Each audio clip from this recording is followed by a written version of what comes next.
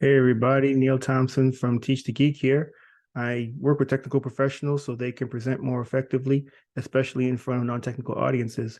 And you can learn more about that at teachthegeek.com. Again, that's teachthegeek.com.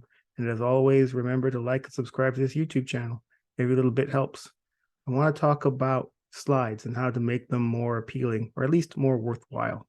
The first thing I think you should really think about is the contrast between the background and the font.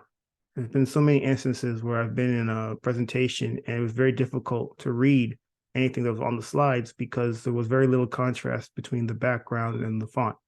Obviously the best is a white background with black font. That's very easy to see, but I recognize that certain companies have brand colors and perhaps they want to use them in their presentations. And if that's the case, it's still important to make sure that the text is readable, and the text will only be readable if there's enough contrast between the font and the background.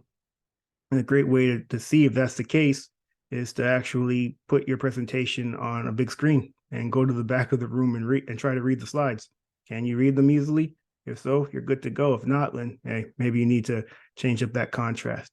The next thing I want to say about slides is you really want to make sure that the font is big enough to read.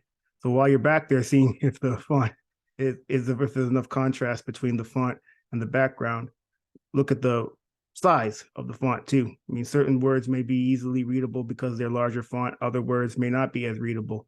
And so often you might even have slides or graphs that are on the slide. Well, that are on the slides. And if you go to the back, you can't read them too well, then maybe that's a slide or a graph that you need to amend in some way so that whatever is on the slide that's supposed to be readable is actually readable. So there's a couple things you got to do at the back, at the back of the room if you're looking at your slides on a big screen. Another point I want to make is the use of images instead of text generally. And I've mentioned this in a previous video, but perhaps it can require some reiteration. You really want to try to use images instead of text because what that does is it forces you to know your material really well so you don't have the crutch of just reading your slides. And then it also eliminates the option of your audience to read your slides. They either are going to listen to you or ignore you. You could look at an image for so long, but after a while, you might get bored of actually looking at that image. So then you start to actually listen to what the person that's giving the presentation is actually saying. There have been many presentations that I've seen that have animations, and I personally find animations to be distracting. So certainly, well, sort of like text, really.